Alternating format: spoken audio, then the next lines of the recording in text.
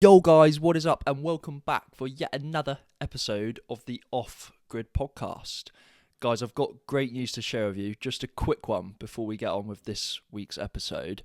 I've noticed more and more of you are filtering through with subscribers and followers on YouTube and Spotify, which is just amazing. So it's so nice to see that of those of you who have listened to the podcast, you're actually coming back and listening to more and more episodes, which is just amazing. It's pretty much the most validation I get from what is otherwise just me, a microphone, speaking to these wonderful people. So thanks so much for supporting me in these journey and these building phases of the podcast. It means a ton, given that you guys are willing to follow and subscribe. All right, this week's episode is slightly different as I talk to a fashion entrepreneur who spends his time off doing off-grid adventures in places like Norway and Nepal. This week, I'm joined by Julian Osborne. Julian is the co-founder of Batch London that do casual suits for men. In this conversation, we talk about why it's worth going to university as an entrepreneur, the value of off-grid travel in a busy life, lessons in male confidence in England, redefining success beyond money and status, and the reality of building a 10-year overnight success. Julian has a really unique perspective on how to get after life, and to give you a small insight into his mindset ahead of our conversation today, here is a quote from Julian. Most of the stuff we obsess over is just a backwards social construct designed to keep us suppressed. Hope you guys love this episode. Let me know what you think of it in the comments. Super important for me as I keep growing. And yeah, on with the podcast. All right, we're in. Julian, welcome to the Off Grid podcast, mate. Thanks, Jake. Appreciate it.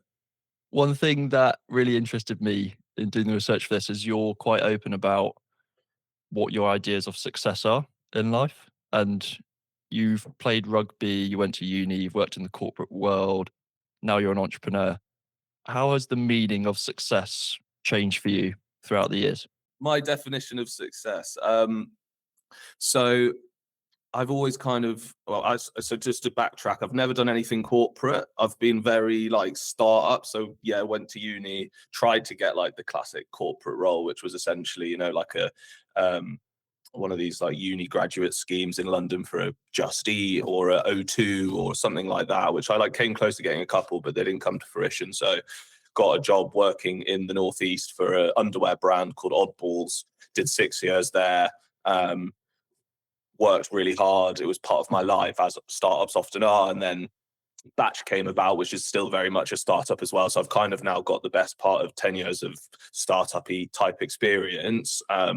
But what I don't have is tons of cash, right? So as a founder or somebody working hard, like success for me is like making something of yourself without like loads of privilege or any handouts and things like that. Don't get me wrong, I'm not like broke, but I think for me that idea of success comes from making something for yourself and creating your own kind of wealth and happiness. Is I guess like what sort of explains success to me, mate. Yeah, you've clearly got a focus on the process of how to get there. And I remember reading a book that's called Let My People Go Surfing by the founder of Patagonia. Mhm. And he wrote in that book that it's not about getting to Everest, it's about how you got there. Like, did you have 30 Sherpas with you with like loads of oxygen tanks, or did you go with like no oxygen and get there on the top off your own accord? Is that something that's important for you as like the journey to getting there?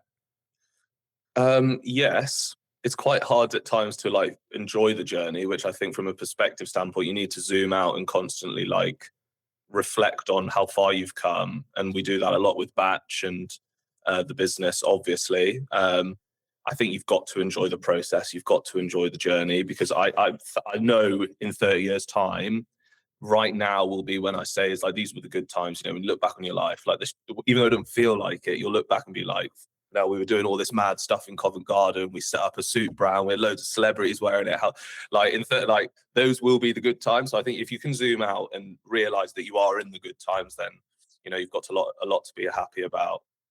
And it feels like now in social media and just the world around us, there's so many young people that want success from the get-go. Like they want it as quickly as possible. They want to achieve everything they can by the time they're 30 years old. Why do you think that is? Ah, me included, it feels like that at times. You know what I mean? Like I sit on Instagram scrolling for like inspiration, and you can't help but compare yourself to like other people's success, even if it's like one viral reel or one holiday somebody's gone on, or the way that people portray themselves on social media. You know, people show their best version of themselves on there, and we can't help but be competitive as human beings and want the best for ourselves. And you know, you want to, but there's a difference between watching the Instagram reels and then going out and doing it, and the people that are willing to go out and do it consistently over a period of time. You know, there aren't really many overnight success stories. Most of the people that we see on our feeds or in our life that perceived to be doing well are because, you know, they've put in the yards day after day and have all started somewhere. And you know, it would be nice to just suddenly be viral, but the reality is that that doesn't happen for really anybody. Yeah, it's almost like the way that we've been programmed through social media and looking on our phones is we need everything with instant gratification. Like you can date on your phone, you can get food on your phone, you can just do everything super quickly as and when you want it. And like even in conversation, one thing that really irates me is when you're in the pub with your mates and you're like talking about a topic and then someone just be like, I'll just Google it, I'll just find the answer. And I'm like, oh, you kind of lost something. Like you've lost the process of getting there. Do you feel like we're kind of wired in a way to want success from um, a really quick speed of time, just because we're in a world where that constantly exists in all facets of our life? Oh, for sure. I mean, instant gratification is like, you know, we're all used to getting exactly what we want right now, and like not to like tangent it that into batch, but that's our challenge of making clothes to order. We're flipping the normal consumer model on its head, and that, you know, customers have to buy and wait for their clothes to arrive, which is not usual because we usually buy stuff online. It can arrive next day. We try it on at home, and if we don't like it, we send it back. Boom, done. You know, so our models, you know, kind of trying to reinstill patience as a virtue is a little bit. But then just to pick up on your point there about like pub chat, I've grown tired of pub chat recently with my friends because you'll all meet, like maybe it's like 10, 15, 20, 30 of you if it's somebody's birthday, for example, and everything is so surface level. It's just surface level. And this is kind of like going away from your point there, but something that I've tried to do more recently with my friends, and it's about purpose and like thinking. It's a process, right? Being somebody's good friend, because you need to really sit and speak to somebody for an hour, listen, ask questions, and really that's the way that you get to spend good quality time with your friends. And I've just found recently, like the pub is tough work because you leave, you spend 100 quid, you're battered, and you haven't really chatted with any of your mates. It's just a bit of a mess, right? And recently I've gone tonight, for example, with a mate. Every Monday we go and spend an hour in the sauna, no booze, proper chat, and you leave feeling so mentally rejuvenated and far closer to that friend because you've been able to sit and talk and listen to each other for an hour without distraction. And to kind of go back to your point, like that's what we're, you know, everything is so surface level. The amount of time we spend on our screens is next, next, next, next, next. And that's the kind of conversations that we're now having with our friends, because we're just wired into this needing that small amounts of dopamine that feels good in that moment, but really long term it's kind of putting us all in a pretty shitty mood. Yeah, it's kind of these intangible parts of our lives that I think when things aren't measurable, it's hard to know what role they play in your life, because everyone now is so obsessed with metrics in everything they do that they need to kind of measure what sort of is it good or is it bad, and there's like a judgment with it. But what you're describing is actually just having a chat, having like a meaningful conversation is like the real substance to life. And I Mm. know you've spoken a lot about how with people who want the success really early on, a lot of people are now going on this narrative of not going to uni, but you went to uni, you got the debt, and now you're in the startup world and running your own business yourself. Mm. Was uni worth it for you? Definitely. Loved it. It was pre-COVID, obviously, so I didn't like people that went to uni during COVID. I feel so sorry for them, but I went to Newcastle Uni. I went to a school in Gloucestershire, quite small. Not that many of my schoolmates actually went to uni.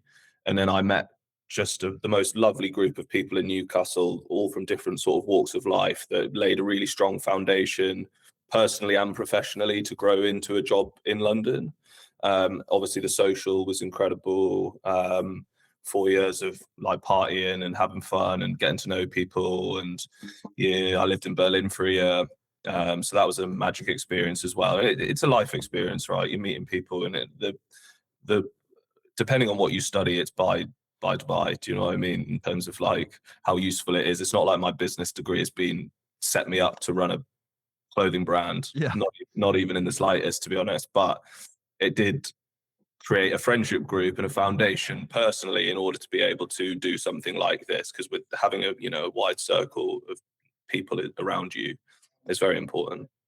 Yeah, people sort of overlook those aspects of character that get built in those really formative years of your life, from like 18 to 23, when you're really kind of, I guess, finding your way in the world. You're trying to understand yourself as well as the world around you. And it can be really scary and daunting at times as well. But then to kind of overlook that in pride of maybe achievement or success and feel like you need to get somewhere quicker than you are now, what is it that you think those sorts of that outlook you miss on life by thinking that way?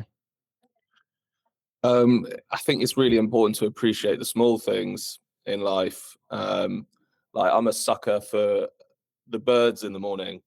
That shit will put a smile on my face. Um, going for a nice long run and appreciating the trees and the way that the sun is rising on Hampstead Heath. And that's the stuff that makes me tick. That's what I want to talk about with my friends, not like our fucking Whoop metrics and sleep sleep scores, even though that stuff is really important. And to your point, like I did that for years. I went through like Fitbit, Whoop, Garmin. I've like had the tech on my wrist, and it aided my education around like sleep, diet, obviously, which is all really important to me. And I take all of like my health stuff quite seriously, but I don't bang on about it online like most people do. Um, I don't know. The world doesn't need another fitness influencer. I want to post about it, and I'm just like, no, just shut up and just get on with your training. But yeah, it's just like business is important. Having a career is important. You need to have purpose. If you've got purpose in your career, then excellent. But if you don't, you need to be able to find the joy in the everyday life. We weren't really put on this planet to slave away and work, were we? So if you can enjoy the small things, then I think that's an important perspective to have. Yeah, and that's something that's clearly very important for you, because from the outside looking in, you're this extremely driven entrepreneur, very ambitious. You got high growth startup, which looks like it's just doing incredibly well with all these celebrity endorsements. One thing I would like to touch on is sacrifice. What do people not see? What does it really take to pursue your dream and following that sense of purpose? Um, yeah, I mean, it's a lot of social sacrifice. You see your friends a lot less. You need to prioritize your sleep and your health more because you can't afford to be not on point. I learned that over the first few years of bachelor's. I can't socialize, party, go out on the weekend, and run a successful business. So that goes. It strains on your closer relationships as well. My girlfriend has to put up with me working all the time and working on weekends. I've been like in the shop most weekends for the last 4 years, so that's hard. And obviously, it always looks super shiny, and people will, if I had a pound coin for every time somebody says you're smashing it or you're killing it, I'd be rich. But I'm not rich yet, and Batch isn't killing it or smashing it yet. It's on the trajectory to do so. But yeah, things are in a pretty good place with the business, I'm pleased to report. This was a massive realization I had when I started my first business a couple of years ago. Was I was so focused on the business and how I was going to do it, but what I didn't realize was how I was going to do the business and be a boyfriend and be a son and be a friend. And it was all the everything else that got affected by Mm. me running the business. How do you kind of manage that in your life and try to, I guess, strike some sort of balance? Um, yeah, I've got a pretty good work-life balance, to be honest. Myself and Sam go on plenty holidays, set time aside to relax and enjoy the company of our friends and family. Um, still go on lads' holidays, still try to get to festivals and let loose like that. But the balance is obviously very difficult. I forgot what the specific question was again. Sorry, Jake. No, all good. I was just talking about how when you're so focused on the business, Yeah. how do you manage giving all your energy and time to that whilst also still being a good boyfriend, son, friend? It's quite simple for me. It's like you can really kind of focus on like three things well, and mine are my girlfriend, Batch, and Jim. Super simple, right? But then if I add friends and getting pissed into that little triangle, one of those three falls by the wayside, and usually it's my girlfriend, and that doesn't go down well. And then it's Batch, or it's one or the other. Then I don't work out for a couple of days because I've had a big one. So being quite strict and disciplined, between your partner, Batch, your business, and keeping healthy are really important. And then working out times in which you can go and have a good time with your friends and maintain those relationships is really important, because that's what makes me happy. But that, to a certain extent, is sacrificed to make the other three work well. So it's a really fine balance. And my biggest hang up is like a personal, my biggest insecurity is that my friends are doing stuff without me, and you kind of feel like you're drifting apart and you don't hear from your friends. They assume you're fine, or they kind of assume you're working, and you don't get as much love from your mates as you need. So you have to go out and really carve that time out. And that's like why that whole like hour with my mate every week, mates every week, has been such a game changer for me, because it's really scratching that itch of having like real personal human connection with a good mate. And I know I've just spoken to them for a good hour, and it's like, that's if I can then do the babes, Jim, and bloody Batch thing for the rest of the week. That's one thing I've really loved in researching for this, is just how honest you are about the struggle. Like, you're really just open about how, like, you're not where you want to be just yet, and that you've got goals, and you've spoken about one of your short-term goals being get paid. Um, what's the kind of reality of pursuing a goal, wanting to make a great success of something, and then in the moment you're thinking to yourself, I mean, do you ever think, is it worth it? I hope it all works out, kind of thing. Yeah, all the time.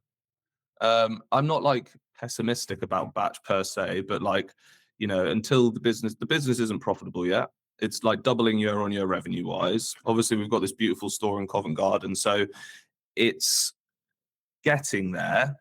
But I'm not going to be, one of these founders that like it's just, and I don't know, it's just not in my psyche to over egg something or be complacent. And until I've got the lifestyle that I want, I can't suggest everything's rosy. Like, I rent an expensive council flat in North London. My neighbours are bang average. It's no, it's pretty. It's a bit of a grind. And all of my sort of financial sort of success, which is like, having more freedom, going on holidays, buying nice cars, buying a house, giving my kids and family a nice life, is miles away. So, that's what I kind of see as, success and happiness. And as a consequence, until I get there, I'll paint a very honest picture of, because what's nice about Batch is there are loads of ridiculous accolades, and celebrities wearing it, and sports teams, and this fancy flagship store in Covent Garden. Like, we are low key killing it, but at the same time, there's still a long way to go, and I'm very honest about that as well.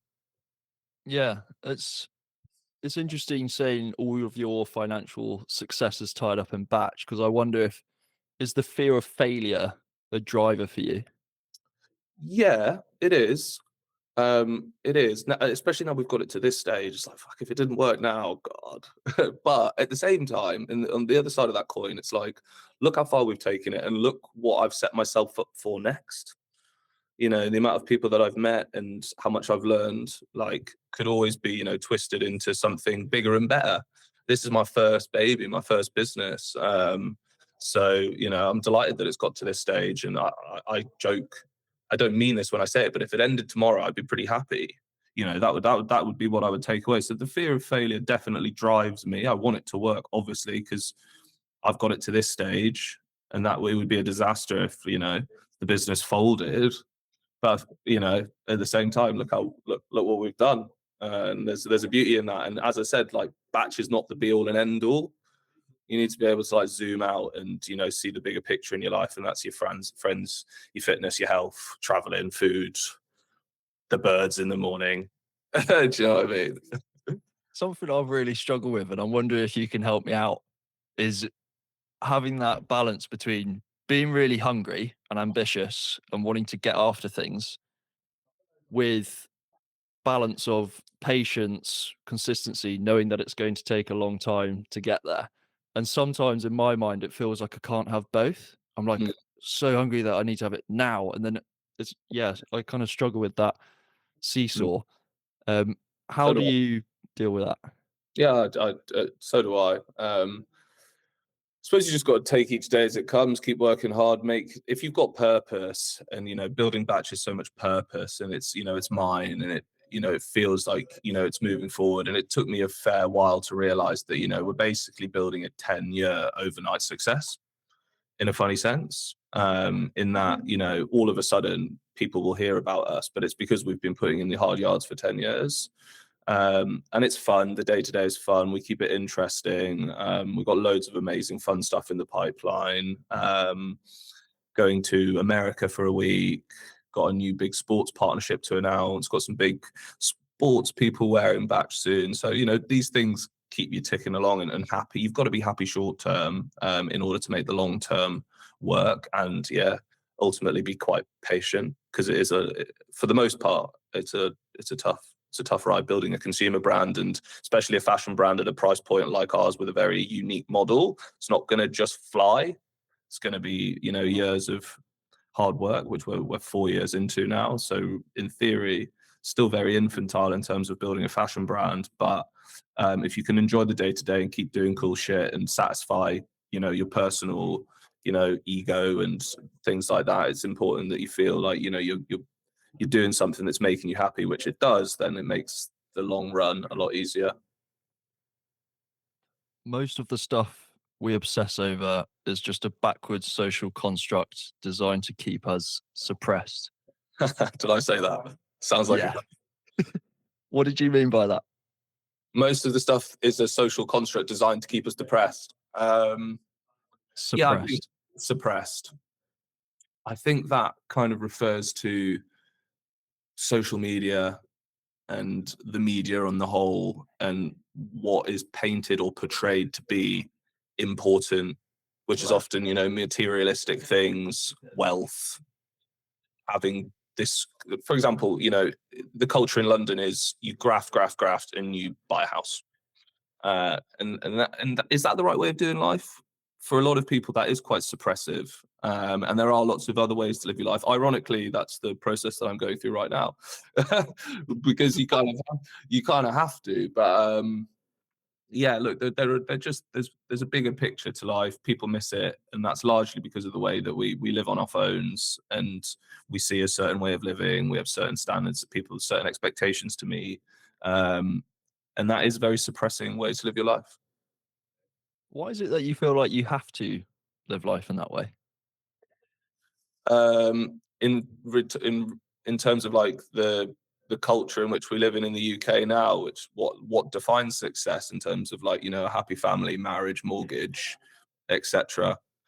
Um, money kind of rules the world, doesn't it? Unfortunately, and there's a very interesting relationship between happiness and money. And does money make you happy? Does it bring happiness? More money, more problems. Like, what's the relationship there? And obviously, in order to feel settled in the UK, you need a certain amount of money.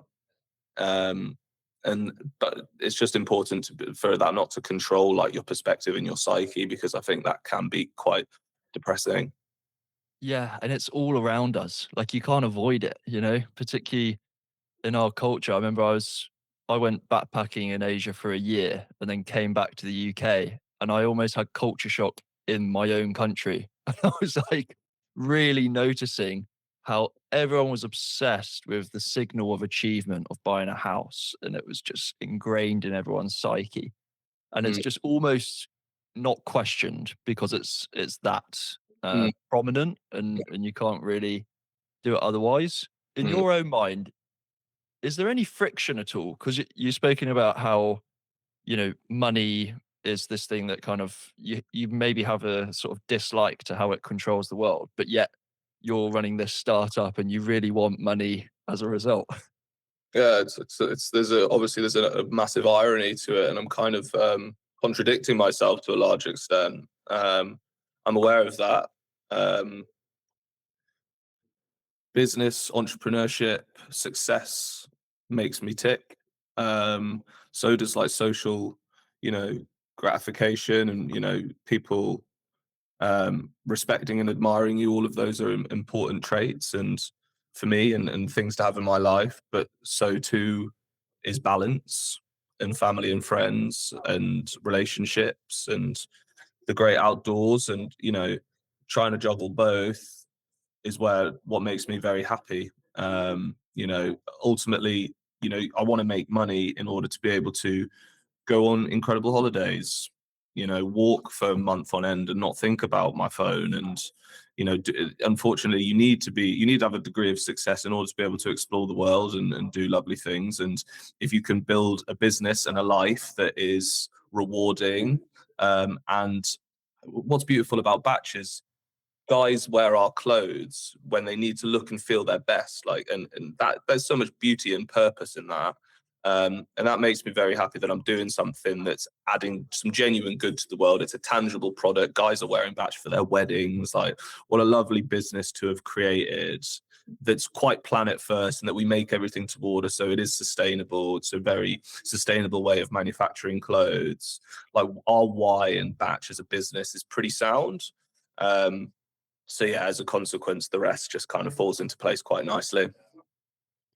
You mentioned a couple of times zoom out, and I know that you've got that tattooed on the back of your neck. Why are those two words important to you? um, so for the first couple of years of doing Batch, definitely got caught in the headlights, just tunnel vision on the objective, and it's all you think about, and it's super intense. And that those first months, and like, even so, for example, after our launch party, 10 months of building the brand, did a 2-day launch party in Shoreditch for our family and friends.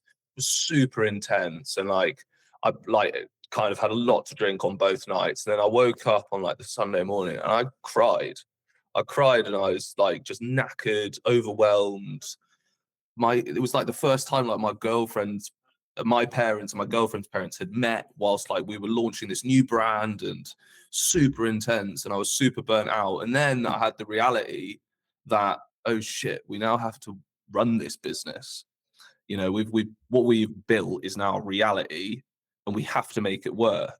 Otherwise, you are going to lose face if you launch a business and it fades to nothing. Sadly, that is the reality. You are going to be judged on that success or not. Obviously, it's fine to fail. Of course it is. Um, so yeah, zoom out is about taking a moment to be like, whoa, this is not that deep. You're focusing on the business way too much. It's controlling your emotions at this stage, and you need to see the bigger picture. And what I was able to do over the first few years of business is find a way of zooming out and just remembering that everything's fine. You got a beautiful girlfriend, you got a lovely family, you got loads of mates, you got everything going for you. Batch is just not that important. Obviously, it is, but it also isn't, and that's like what zoom out is about. There seems to be these like really wonderful contradictions that you have about yourself, and I mean that in the nicest way possible. But like this idea of like you seem like you've got two sides to you. You've got this like business mind, very driven and ambitious, and then the other side is like this free, adventurous spirit that's just kind of maybe a bit more kind of earthed, a bit more grounded.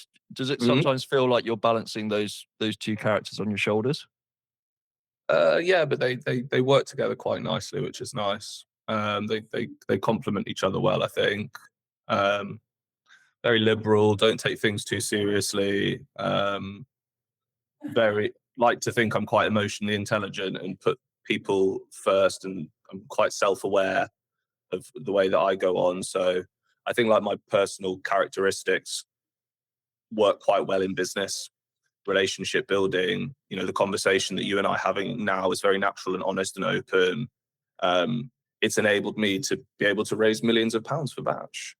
The best part of a few £1 million anyway. Like we've raised like 1.5 mil today, a bit more than that. And that's from relationship building and being able to sell something very well and be very honest and wear my heart on my sleeve, and people take that seriously. And it's quite rare to find in business people that can speak very openly and strike a chord from the off. And that's my personal characteristic and not something that I'm willing to lose. And, you know, I love clothes. So nice having a clothing brand. So it all kind of just gels together quite nicely, to be fair.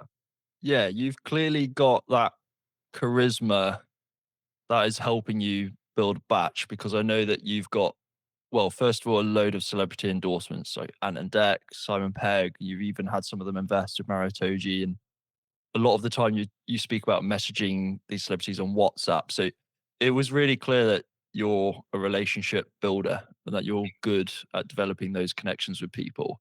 And Mm. you're also posting content online as well. What's your opinion on the influencer sphere and content creation? I mean, I love it. And I really admire influencers and people that can create a profile online through whatever their talent or skill or niche is. Typically, we dress like what I would differentiate as talent. And I don't mean that to poo-poo influencers, but people that are actors, sports people, comedians, people at the top of their game, real people that are changing culture. And yeah, I think working with talent is obviously a key aspect of Batch. Our casual suit is something that they want to wear, importantly. And, you know, with dressing talent, the rule is we'll give them a suit, but they have to come to the shop. And it gives us an opportunity to build a very authentic relationship with them, have a very honest and open conversation. And when you do and explain that Batch is 4 years old and they get this very honest opinion of the business as well from me, you know, a lot of the time they'll buy it. They can see the vision, they can see my hunger, see Sam's hunger. So, you know, and then that conversation can quickly lead to, well, we're raising an investment. You love the suit. Why don't you put your money where your mouth is? And some of them do. So yeah, it's a lovely position to be in. It works super well. Something that I'm sure is going to continue for the brand in a big way. Is it over 50% of your business is coming through LinkedIn? Uh, hard to measure, very intangible, but it definitely drives, I would say, at least half of our business in terms of people seeing the brand. We've built it in real life. It's free. You reach lots of people with impressions. We're very honest on there, not trying to, we're authentic, share largely the highs, because funnily enough, because like that's the content people want to see. People want to see the big shiny things that everybody wants to pile in and say congratulations on. But it's also important to be humble and be honest and say it how it is as well. And going back to your point of not coming from a privileged background, do you feel like being able to build this brand online, to be able to use WhatsApp and LinkedIn and get in touch with celebrities for endorsements, do you think that the old adage of it's not what you know, it's who you know is kind of changing in its meaning with this being able to DM anyone in the world from your phone? Yeah, there's definitely changing a little bit. I mean, so my mum and dad are Geordies. My dad was in the RAF. My mum was a health visitor. I did go to private school though because the RAF paid for it. So I went to boarding school, which gave me a really lovely perspective of like moderately working class parents and then being around quite a lot of middle class kids, and that lent me a lot of perspective and has given me this like slightly broader perspective. I'm not like a posh private school guy that's gone to an all boys school and has quite an insular perspective of like the world, or can do. I don't want to tarnish all of them with the same brush. I wouldn't want to do that. Oh, we've gone off on a tangent there. What was the question? Just now being able to DM celebrities and things Yeah, like that, is there a democratization of opportunity now in terms of like who you're able to know through your phone? yeah, definitely. I mean, if you build a reputable brand and a product, people are on their phones. You're well within your right to DM somebody asking them if they'd like X. So that opportunity is there, and yeah, like we've come from pretty humble backgrounds. We weren't in fashion. We don't have loads of like celebrity mates. We're not like we're not influencers. Okay, so I guess that's kind of privileges can be measured in lots of different ways, but we weren't starting with accounts of 50k, 1,000 followers each. Didn't have loads of wealth to pump into it ourselves. So you've got to use the tools that you have, right? And one of those was, a pretty savvy Instagram outreach to the right type of people, to a product that we know we can solve a problem for their wardrobe as well. And so it's kind of, yeah, it's it is democratized massively, as you say, and anybody can really give it a crack. The issue is that so many people are messaging people wanting to send crap out, and then the lines are blurred, and all of a sudden everybody's running ads on their Instagram for products they've been sent or getting paid to promote that is just super phony. It's like, super rich celebrity promoting like a toothbrush or a toothbrush. You're like, how much are they getting paid for that? Is that really selling me the product? So we've taken to things in a far more authentic fashion. There's never any pressure or expectation on talent to shout, tag, talk about Batch, but because we know they love the product and they're going to wear it somewhere nice, it's inevitable that we're going to be able to kind of get the leverage that we need from it. For people who are thinking about starting their own thing and they don't have any connections or an insane education or whatever it is, what would you say to those people listening that are wanting to make their mark in the world? What would I say to those people? I mean, take everything that I've said with a pinch of salt. First and foremost, don't take yourself too seriously. Be nice to people. Be curious. Ask lots of questions, and be patient. And just the best people that, if you're starting out your career, like the best employee or hire you can be to a business is somebody that can get shit done, like has a bit of commercial acumen, can spot an opportunity and then go out and actually do it, like execute what you say, this idea that you had. A lot of people are good at talking a good game, but the difference between the people that make it happen and the people that don't is an ability to make it happen ultimately. So that would be my best advice. Like, do it. Go out and do it. And on your philosophy of zoom out, so much of the cool adventures you've done around the world seems to be very off grid. Like you've got in a camper van for 9 days through Norway, you've been trekking in Nepal. What has travel given you in your life? I credit a lot of that travel sort of stuff to my girlfriend, to be fair. She loves the outdoors as well. I did before starting to see her, and that's all she wants to do for holiday. I'd be for if it wasn't for her. No, I wouldn't. I'm only joking. I just love exploring the world, seeing new countries. Norway was very special. I've been wanting to do some Scandinavia for a while. Look, when you live and work in London and you're part of the grind, like, they are the best holidays. They're the full detox. You can't really go on your phone. You don't really want to go on your phone. You've got something purposeful to do every day, like walk from A to B, set up your tent. There's nothing better than just waking up in a campsite in the morning, and that slow morning of making your own coffee, trudging over to the shower. There's just nothing feels quite like that, and it's so freeing for the brain. And it is proper. That is a proper holiday. So I've done all the holidays. Because I also like the holidays where you sit on a sun lounger and read, and then go out for beers, and the typical holiday. But you come back from that feeling quite tired at times, and like you need another holiday. So these are the only holidays that I've found that I've come back feeling mentally rejuvenated. So it's really important. Is it escapism for you? Um, no, not necessarily escapism. I think an admiration of like the beauty of like mountain ranges and incredible places. And I love photography and I love taking photos of our trips. So I like the creative side. Like, ironically, when I'm on these holidays, I still need to be doing something productive, which is where like the enthusiasm for like photography comes from, and having something to do. But like, the long purposeful conversations like with my girlfriend over like multiple days walking is very special. And yeah, it's more about just a mental break, and the physical challenge and being outdoors and fresh air is just lush. And in an earlier interview that you were doing, when you were asked about your definition of happiness, you had an immediate reply. You didn't skip a beat, and you said having a really solid life partner.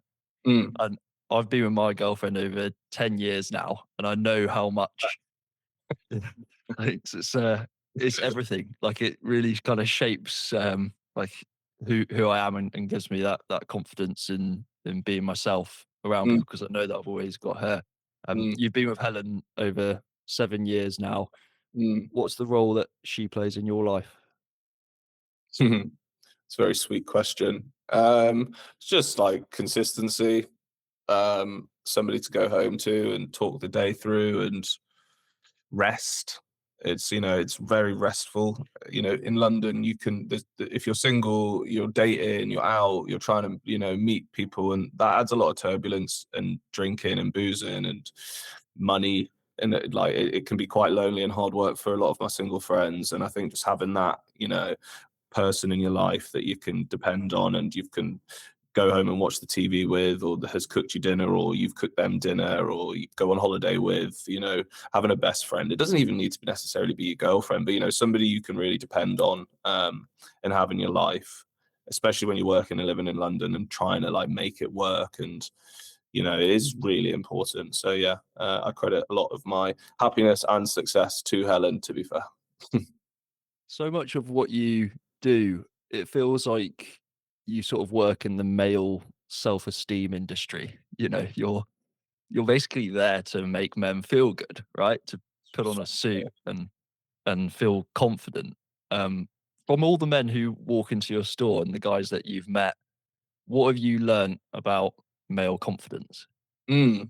Yeah, I mean, I never expected Batch to be that brand. I mean, when we launched, we were suits for men and women, dropped the women's range about a year ago.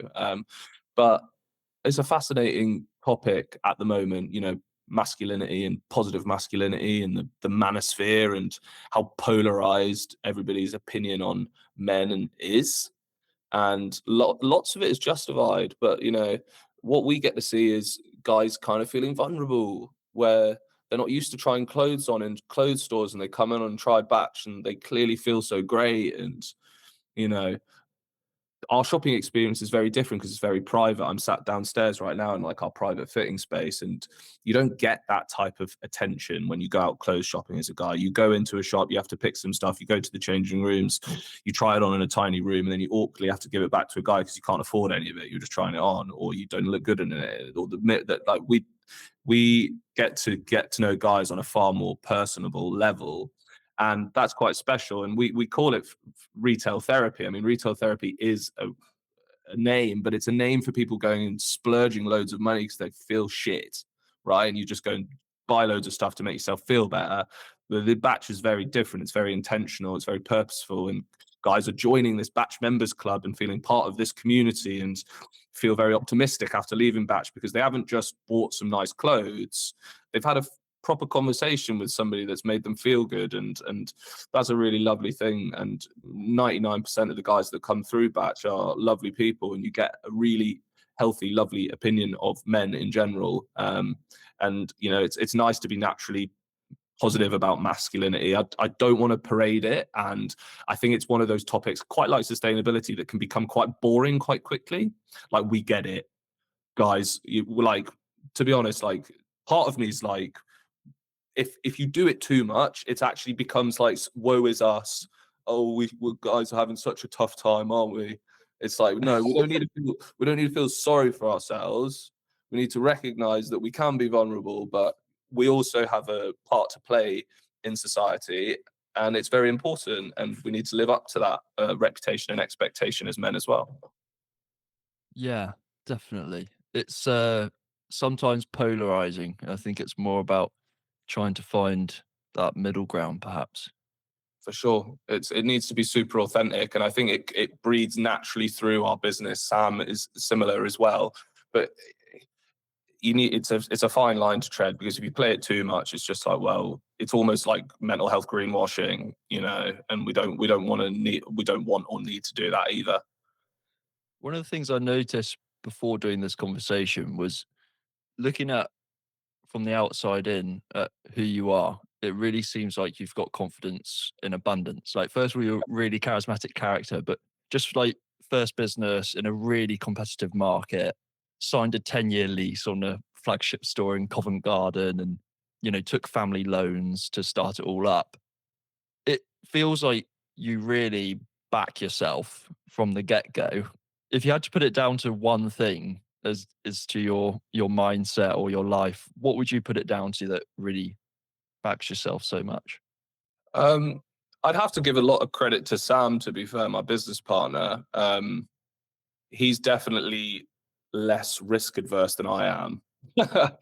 He's more of the kamikaze entrepreneur that was like driving a lot of the initial like fuck it, let's do it attitude. Even though I have that in abundance, I was just a bit more cautious, both like financially and from an opportunity standpoint. But um, well, it's hard to describe where I find it from myself. I mean, like you've got to back yourself, haven't you? And um, if you want to achieve anything decent in life, you've got to put yourself out there and take risks. I always wanted to set up my own business, always had an ambition of doing so. And when Sam approached me with what was clearly a good idea, casual suits, solving a problem for guys are struggling to dress smart casually well. I liked clothes. I had the autonomy in order to be able to start a business and get paid. So that mitigated a lot of the early risk for me. I could work for my old business and set up a new business and got the new business to a point where we'd raised investment. And then I left my old business. So you have to have the pieces of the puzzle in place in order for it to, work. Because if you don't, you're never going to take that risk. And that's why a lot of people, I could have gone corporate, been in a cushy job, probably making way more than I make now, like, brokering deals for anything, but I don't. So as a consequence, now I've got to put that energy into something that's far harder, but hopefully in the long term, far more lucrative and satisfying on the soul. Yeah, and you've spoken about the dream being somewhat partly to do with admiration, respect, maybe validation. What part of you is seeking that in your life? Yeah, I mean, I'm not. I think like the older I get, the more aware of yourself you become. Like validation's a big one for me, and I think I need to own that and be accept that that's an important. I admire people so much that like don't give a shit about what people think and just get on with. I don't. I care a lot about what people think of me. Which I shouldn't. I shouldn't. So yeah, like social validation, likes, engagement, it all is really important, but it's largely more important because the success of the business rides on it, not because I need my ego strokes. I don't post on LinkedIn every day because I like the sound of my own voice. I post on there every day because I'm trying to drive my business forward. Fundamentally, like I don't want to be as forward facing as I am for this business, but I do because it drives the business forwards. Like I'm not asked about being in the limelight as much as it seems. We just know that it works. And so you have to do it. And obviously part of me likes it. Everyone likes your posts doing well and content that you're in performing well. Obviously there's no hardship in that. But when it's to satisfy ego, that's where the line needs to be drawn. And it's a very fine balance for a lot of founders. And I think Sam and I just about toe the line. It's really clear that you're very driven to kind of pursue your own path. And I was wondering if part of it is to make a name for yourself in your family and do Jonathan and Jenny proud. uh, sort of. It like what they've done for us they've worked so hard their whole lives, and I'm so proud of them both, and they're such great people, and they're incredible professionals in their own right, and they work so hard. And then all of my family are Geordies, right, and me and Marcus, are my brother, are basically Southerners that went and that have then been and got the privilege that people that get to go to private school get through like your network, playing sports and all that shit. So yeah, they've kind of changed the trajectory of our family to a certain extent. We're now married. Marcus just got married to a Southerner. I'm en route to getting married to a Southerner. So it's like, it's kind of changed our family. And now I've got a flagship store in Covent Garden, but my mum and dad are living up in Newcastle. It is cool. And that does make me feel good. But it's not necessarily about, the family name or making them proud necessarily. it's about but like fulfilling myself, to be honest, fulfillment for myself. But like if I can make them proud along the way, then obviously that's important. I've got a great relationship with my mum and dad, and it would be cool to sort of, they gave me 10K when we started Batch after, pitching it to them. And it would be cool to pay that back, or I've always joked about buying them like a nice home somewhere, abroad for them to enjoy. So it's important, but it's not what drives me. And for you, going when you look into the future about the dream and the long term goal, obviously at the moment you're in that really unique perspective of building. You're currently going through the process of during and becoming. What is the end goal for you? Where do you want it to end up? Well, I think we want to make a multi-million pound business and sell it is like the bottom line, and then move on to something else. Most probably, if that pans out, I'll be hilariously happy. I'll be delirious if we pull it off, But I have to tell this to investors. I have to say it with my chest forward, like that is the ambition for the brand. At the moment, it's pie in the sky, but in theory, we're laying the foundations and the building blocks to pull something like that off. And after that, who knows what like the next steps look like, but there's a long way to go between there and then. We might be running this business in 15 years time, like just about turning a profit, and that might be my life. I highly doubt it. I'd pull the plug on it if that was the case. I just want to, as I've said on other interviews and other podcasts, like Batch doesn't define my happiness, and I'd be able to go and find it elsewhere if I needed to. If it wasn't fulfilling me and Helen and the stuff that we want to do in life. Shit will change quite quickly when we have kids and stuff. And my like relationship with Batch will change a lot, I'm sure. And that's, over the next few years, probably, God willing. So yeah, let's see where we go. I don't look to the future too much, to be honest. Try to just focus on what's going on now.